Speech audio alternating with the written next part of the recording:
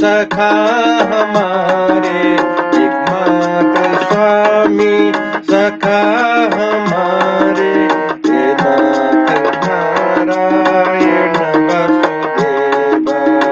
श्री कृष्ण गोविंद हरे मुरारी, हे नाथ नारायण वसुदेव।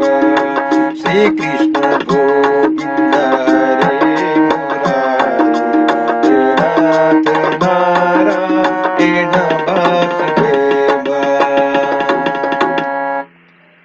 जय श्री कृष्ण। आज म श्रीमद् भागवत गीताको 167औं दिनमा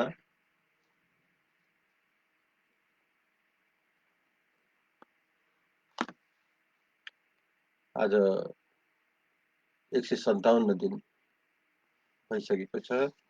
आज म परम ज्ञानलाई अगाडि बढाउँदैछु।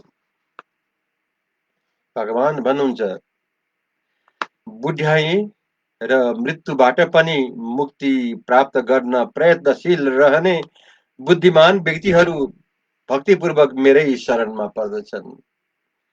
दिव्य कर्मका विषयमा तिनीहरूलाई पूरा ज्ञान रहने हुँदा वास्तवमा तिनीहरू ब्रह्म नै हुन्। जरा, जन्म, रोग, मृत्युले यो भौतिक शरीरलाई मात्र दुःख दिन्छ, आध्यात्मिक शरीरलाई केही गर्दैन। आध्यात्मिक शरीरका लागि त जन्म, बुढ्याई, रोग र मृत्यु नै हुँदैन। अत जसले आध्यात्मिक शरीर प्राप्त गरेको छ त्यो मानिसलाई भगवानको पार्षद हुन पुग्दछ र उहाँको नित्य सेवामा लाग्दछ।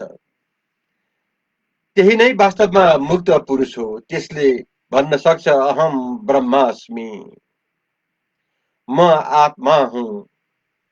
अहम ब्रह्मास्मि, म आत्मा हुँ भनिन्छ मानिसले म ब्रह्म हुँ वा म आत्मा हुँ भन्ने बुझिराख्नु पर्दछ। जीवनको यो ब्रह्मबोध पनि भक्ति हो, जसको वर्णन यस श्लोकमा गरिएको छ। शुद्ध भक्तहरू दिव्य रूपले ब्रह्म पदमा अवस्थित हुन्छन् र तिनीहरूले दिव्य कर्मका बारेमा हरेक कुराहरू जान्दछन्। भगवानको दिव्य सेवामा लागिरहेका 4 प्रकारका अशुद्ध भक्तहरूले पनि आफ्नो लक्ष्य फेला पार्छन् र भगवानका कृपाले गर्दा पूर्ण रूपले कृष्ण भावना भावित हुँदै भगवानको वास्तविक दिव्य संगीत प्राप्त गरेर रमाउँछन्। तर देवताहरूका उपासक भने कहिल्यै पनि भगवत धाममा भगवानसँग पुग्न सक्दैनन्।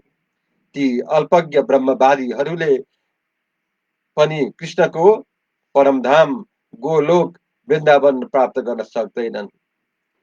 कृष्ण भावनामय कर्म गर्ने व्यक्तिहरू मात्र माम आश्रित्य ब्रह्म कहलाउन योग्य मानिन्छ, किनभने कृष्णका धाममा पुग्नका लागि यिनीहरू मात्र वास्तवमा प्रयत्नशील छन्।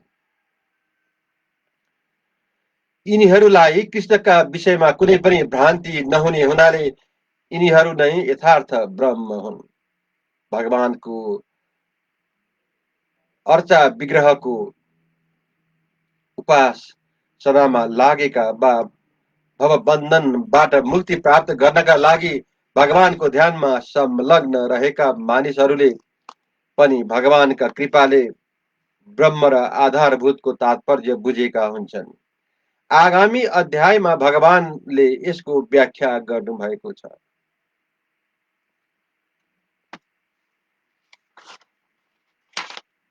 भगवान भन्नुहुन्छ, जसले मलाई परमेश्वर भनेर चिनेको छ र मलाई नै भौतिक दृष्टिको नियामक तत्त्व मानेको छ र जसले मलाई देवताहरूका नियन्त्रक तथा सबै यज्ञहरूका विधायक ठानेको छ, त्यस्तो एकाग्र चित्त भएको व्यक्तिले मृत्युकालमा मलाई जान्न र बुझ्न सक्दछ। कृष्ण भावनामा रहेर कर्म गर्ने व्यक्ति पूर्णतया कृष्ण भावनालाई बुझ्ने भगवत ज्ञानको मार्गबाट कहिल्यै पनि विचलित हुँदैन। कृष्ण भावना मृतको दिव्य सङ्गीतमा रहेको मानिसले भगवानले भक्ति सृष्टिको सिद्धान्त र देवताहरूलाई समेत कसरी नियन्त्रणमा राख्नुपर्छ भन्ने बुझ्न सक्छ।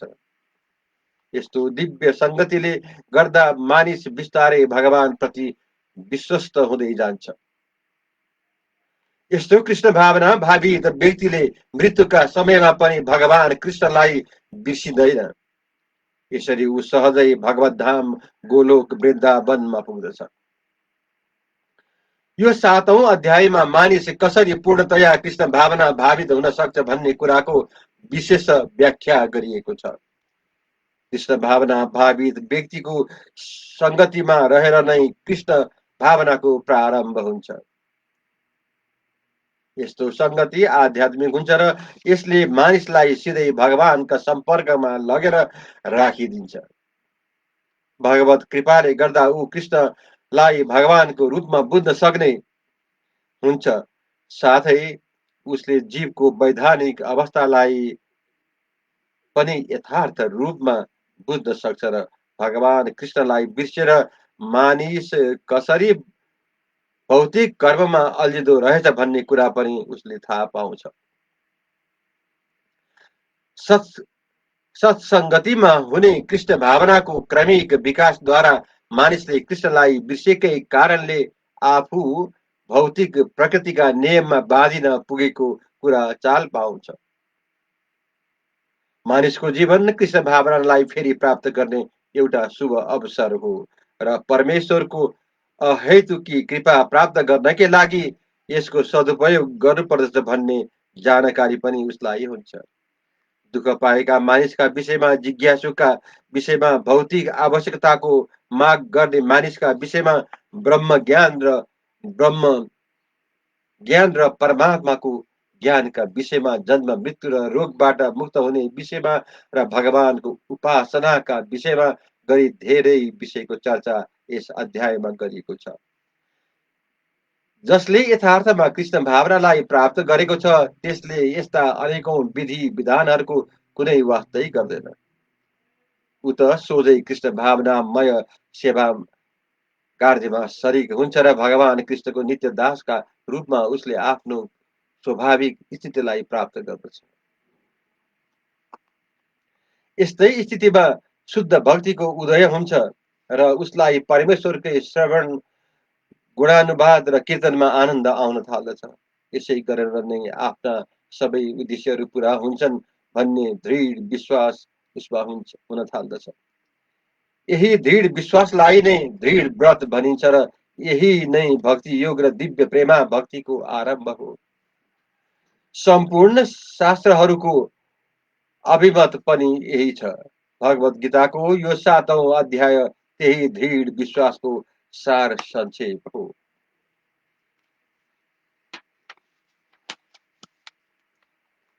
अब म आजबाट 8औं अध्यायमा प्रवेश गर्दछु। भगवान भन्नुहुन्छ, अर्जुनले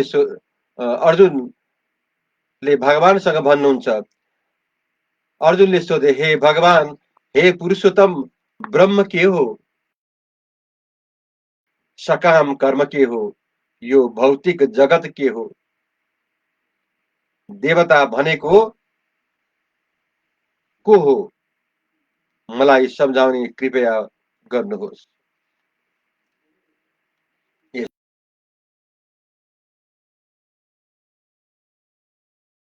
आदि अनेक प्रकारको उत्तर दिनुभएको छ। यहाँ भगवानले कर्म, सकाम कर्म, भक्ति र योग सिद्धान्त र शुद्ध भक्तिको पनि व्याख्या गर्नुभएको छ।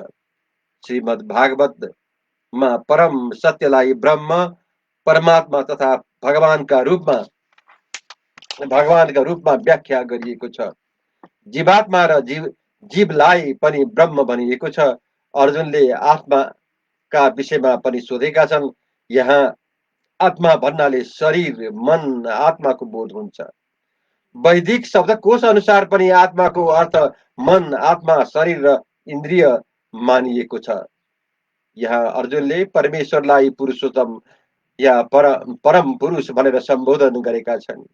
यसको अर्थ के हो भने उनले यी प्रश्नहरू केवल एउटा मित्रसँग मात्र होइन, परम पुरुषसँग सोधिरहेका छन्, किनभने अर्जुनका दृष्टिमा उहाँ मात्रै प्रामाणिक उत्तर दिन सक्ने परमाधिकारी व्यक्ति हुनुहुन्छ।